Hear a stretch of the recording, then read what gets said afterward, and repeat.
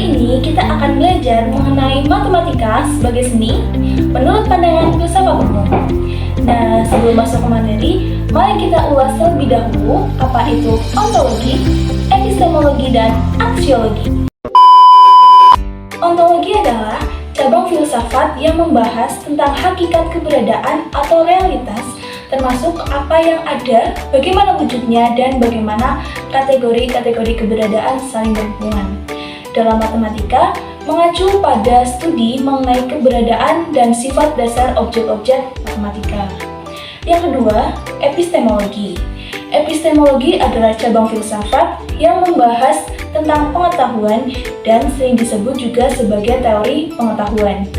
Epistemologi dalam matematika membahas bagaimana manusia mengetahui, memahami, dan memverifikasi konsep-konsep matematika. Yang ketiga ada aksiologi. Aksiologi merupakan cabang filsafat yang mempelajari tentang nilai atau value, terutama nilai etika dan nilai estetika. Dengan kata lain, aksiologi bertanya apa yang dianggap baik, buruk, benar, salah, indah, atau berguna.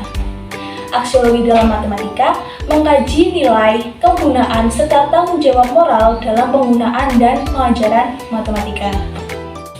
Selanjutnya, kita akan membahas apa sih pengertian matematika sebagai seni menurut aspek-aspek tadi. Jadi, pengertian matematika sebagai seni menurut pandangan filsafat umum dibagi ke dalam 3 aspek: ontologi, epistemologi, dan aksiologi. Yang pertama, berdasarkan aspek ontologi. Nah, secara ontologi, matematika sebagai seni itu dipahami sebagai refleksi atas realitas yang ada dalam matematika itu sendiri, baik berupa objek konkret maupun abstrak seperti pola, bentuk, dan struktur yang memiliki keindahan tersendiri.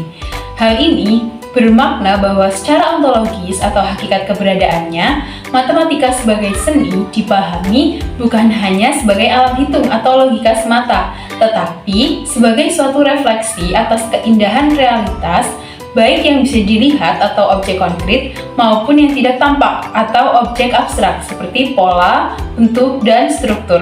Yang kedua, berdasarkan aspek epistemologi.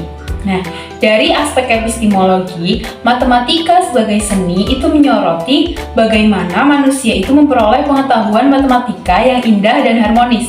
Nah, secara epistemologi atau teori pengetahuan, pernyataan itu berarti bahwa matematika sebagai seni itu menekankan bagaimana manusia memahami dan menemukan pengetahuan matematika melalui cara-cara yang menampilkan keindahan dan harmoni.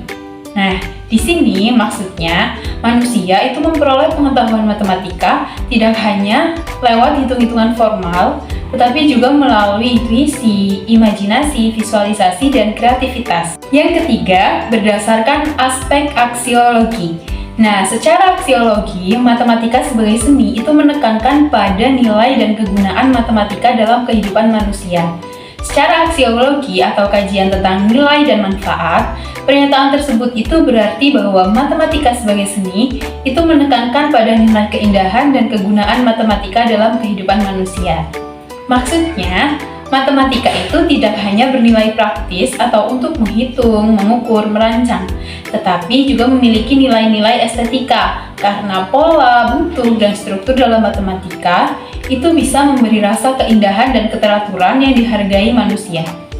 Nah, selain itu, matematika juga bermanfaat dalam seni, arsitektur, musik, dan teknologi yang menjadikannya bernilai tinggi dalam aspek budaya dan kehidupan sehari-hari.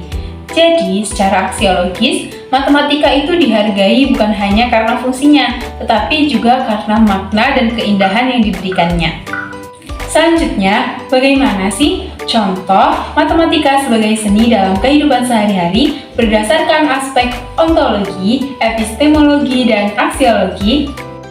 Oke, selanjutnya kita akan membahas mengenai contoh matematika sebagai seni berdasarkan aspek ontologi atau hakikat dan wujudnya.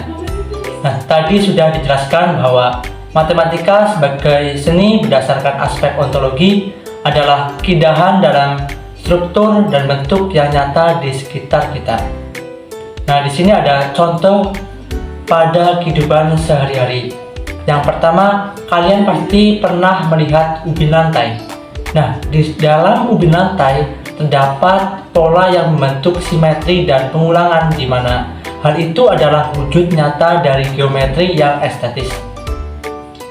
Contoh yang kedua, pasti kalian pernah bermain yang namanya kertas origami atau lipat kertas yang membutuhkan konsep sudut, simetri, dan bentuk. Tapi hasil akhirnya adalah karya seni. Dan yang ketiga, kalian pasti pernah melihat sarang lebah atau kerang laut. Nah, semua menunjukkan pola matematika seperti spiral Fibonacci atau keindahan alam yang juga bersifat matematis. Ontologi matematika sebagai seni terlihat dari bentuk-bentuk nyata dan estetis dan berstruktur di sekitar kita. Contoh matematika sebagai seni berdasarkan aspek epistemologi dalam kehidupan sehari-hari. Contoh matematika sebagai seni berdasarkan aspek epistemologi dalam kehidupan sehari-hari. Nah, contohnya yaitu ada arsitektur. Seorang yang merancang bentuk bangunan seringkali mengikuti proporsi dan geometri tertentu yang memberikan kesan estetis.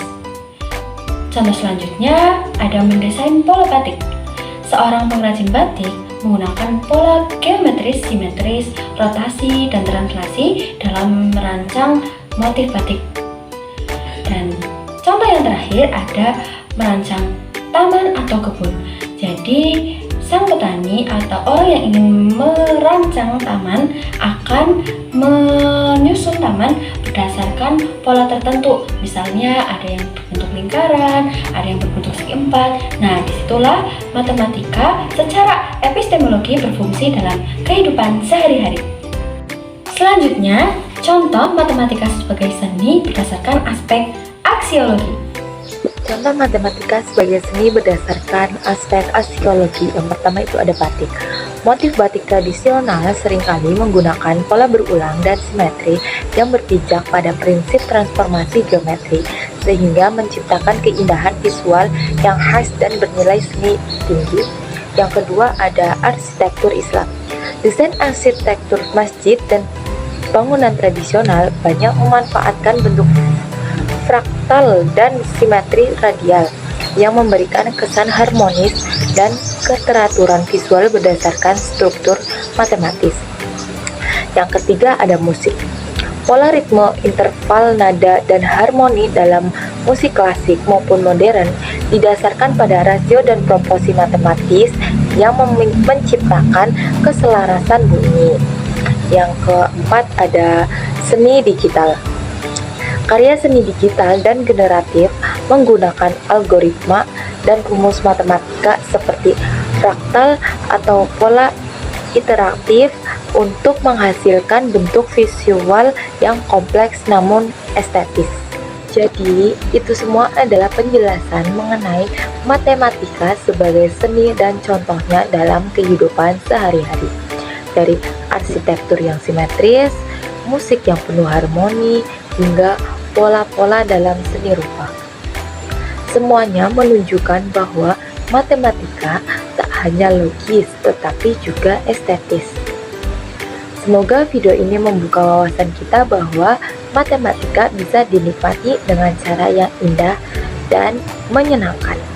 Terima kasih sudah menonton video ini. Wassalamualaikum warahmatullahi wabarakatuh.